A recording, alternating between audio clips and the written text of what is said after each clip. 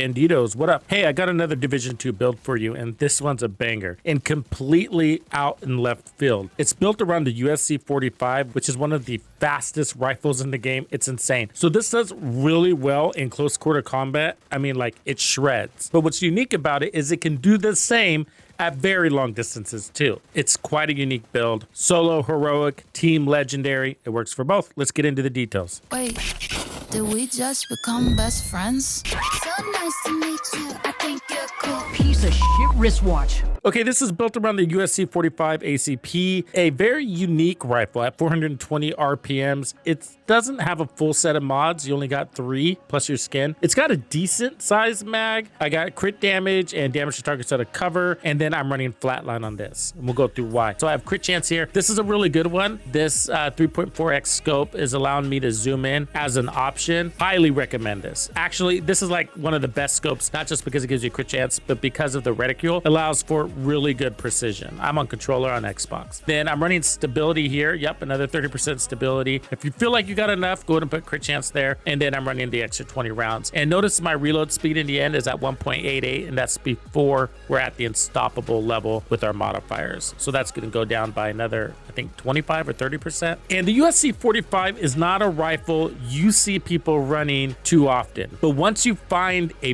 build for this rifle, you end up really loving it. And I've made a few builds for it, but this one's a banger. So this is what it looks like, and yeah, it looks quite strange. So I'm running sharpshooter. That's giving us a little weapon handling and some ammo, as well as headshot damage. And then it's giving us the tactician drone, which is like the best skill in the game this season. No doubt. I think a lot of people agree with that. But this is giving me 15% amplified damage to pulsed enemies. It pulses enemies. And it's also giving you allies that same amplified damage. And the duration is just ridiculous. 414 seconds. It's a tier 1. So that's its base, and we're putting it on overcharge. That's going to increase the scan range and health and get us that weakness exploit. What's also cool about rifles is you can run shields with it. So we're running the Crusader shield. It's a tier 2 because of the backpack, and we're going to be pushing this to overcharge, which is going to make it invulnerable. I'm running all red cores. We do have an armor core and a skill tier coming off the backpack, the Ninja Bike backpack. So let's start with that. And this gives us all 3 cores. I have crit chance on it, and it has a talent called resourceful. What it does is unlocks a gear set or brand set's attribute. For example, I'm only running 3 pieces of aces, but because I'm running the Ninja Bike backpack, it's as if I'm running all 4 pieces. So I unlock the Dead Man's Hand, which is going to give me 30% amplified damage to my rifle. Otherwise, we got marksman rifle damage, and then headshot damage at 30%. And then I'm just running crits throughout. So just load up your crits, balance them out. You want to try to peek out your crit chance because of our modifiers. We'll get into those in a minute. And then I'm running the chest piece, which is pushing the Dead Man's Hand 30% to 50% amplified damage. As an alternative, you can also run spotter. You'll get armor on kill by doing that, and you'll get the same effective amplified damage. And then here is the final aces piece, the knee pads with weapon damage and crit chance. So before I walk you through the other pieces, let's just have a quick chat about aces. I really like aces. It was really good on high RPM marksman rifles back in the day, like SVDs, but in a recent patch, they changed it so that rifles benefit from this too, and it makes perfect sense. I like it because it's sort of like strikers, but for rifles. And what makes strikers really good is not just the damage, it's the simplicity of it. Point,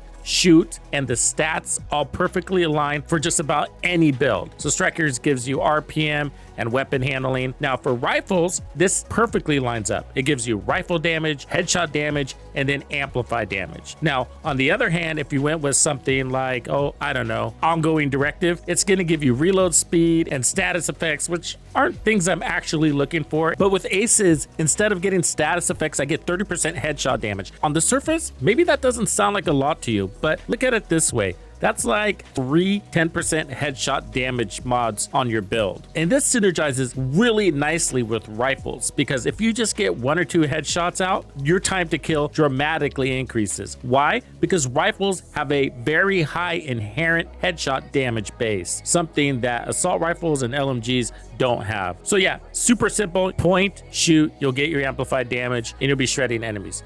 If you watched me run this during the live stream, then you probably saw a different loadout. But you know what? I'll just go ahead and put it together for you because it's another great alternative. So this is the original build I created and ran during the live stream. So I'm running actually 4 pieces of aces. They all have crits. Running the Fox's Prayer knee pads for rifle damage and damage to targets out of cover, which is really nice. The backpack, I'm running Wicked because we're always putting out status effects. So this is like 100% uptime. And then this is giving us 10% armor on kill. So this is a really good build and function extremely well for close quarter combat. And I mean, rifles shouldn't be doing that good at close or point blank ranges. And this is where I started, but it evolved to the build that I'm showcasing because in the end, I'm able to perform just as good in close quarter combat with the final build as I am at long range. And this version of the build will struggle at long range because how high the RPMs are on this weapon and its weapon handling. There's just no way you're going to be tagging the enemies at the distances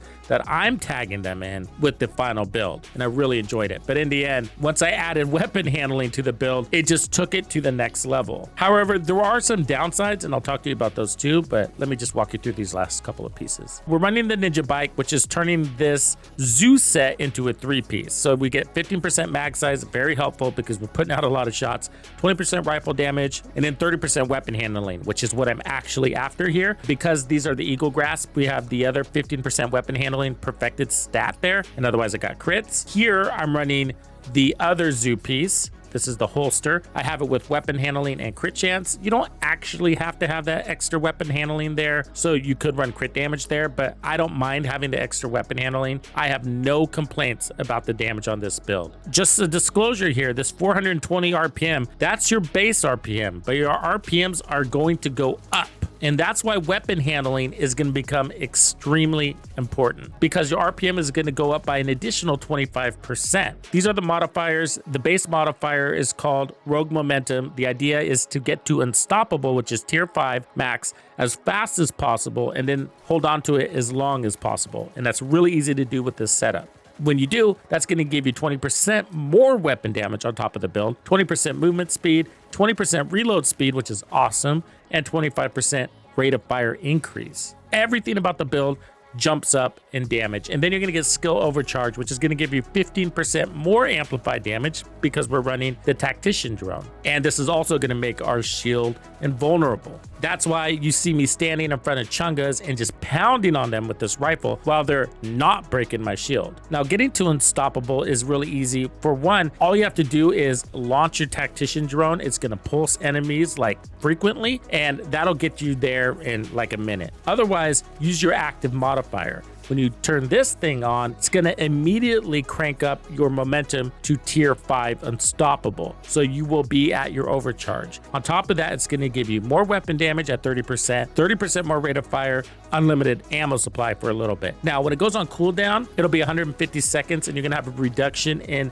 momentum gains, but it's not a problem because you're earning momentum so easily because of the drone and because of the other passive modifiers. Let's get into that. So the microwave coils is what it's all about, and this is why we're running the tactician drone. It pulses enemies and then it catches them on fire. So basically it turns the tactician drone, which normally only pulses, into a damage dealing drone. And when that happens, it's going to be giving you bonus momentum, and that's always going to be happening. It's amazing. Okay, and then we have critical momentum. Critical hits have a 40% chance to grant 1% momentum. And then we got critical recovery. So crits are going to heal you. This is our only source of heals. And that's the downside of the build. Because I wanted all of that weapon handling, and trust me, I love it. I love it. Tidal Basin's very hard, and I'm taking out serious threats from across the battlefield with dead on balls accuracy. So for me, it was worth it, but it does suck to not have like armor on kill or a reviver hive or a fixer drone. If you wanted to, for legendary, you could ditch the shield and put on a reviver hive or even a healer of sorts because you're going to be on overcharge. But also in many cases, you're going to have somebody on your team that's running refactor and that'll be healing you. For heroic, it's not much of a problem because you're just killing everything so fast. Otherwise, just like any other build, use an armor kit when you can. One other alternative is you can get rid of sharpshooter. Now you're gonna lose your tactician drone, but you can run just the standard scanner pulse. That'll do the same. And it will also give you amplified damage to enemies. If you do decide to do that, you can run gunner and get 10% more armor on kill. We could also run preservation instead of flatline. That's one idea.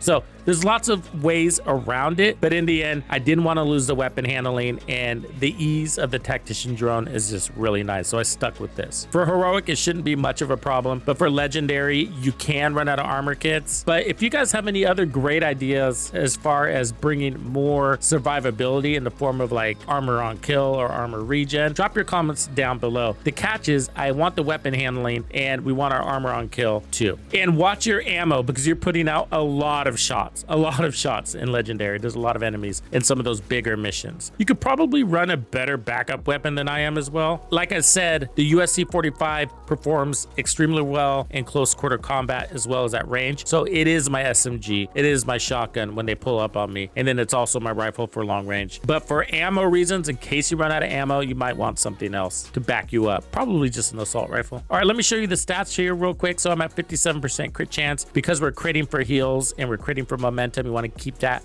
a little higher. And then we got 74% crit damage. And this is what's unique about rifles. They have an inherent headshot damage. Gear set's giving us 30% headshot damage. The stability is 108%. And then the weapon handling is at 53%. I don't want to overhype this build, but I really like it. I feel like it shines. I'm really enjoying it right now. Let me know your thoughts. Catch you on the next one. Thank you for hanging out with me. I'm Tuxedo Bandido. And if you found this video helpful, be sure to hit the like, subscribe, and turn on your notifications so you don't miss out on the good stuff I have coming for you. And if you like content like this, be sure to check out the video I have recommended for you right here. If you have anything you would like me to cover, be sure to let me know in the comments below. And thank you to all the channel members and donors who make things possible. Tux Nation wouldn't be the same without you. When you buy a game from Ubisoft, enter the creator code Tuxedo Bandido to support the channel. Easy peasy. Wait, did we just become best friends?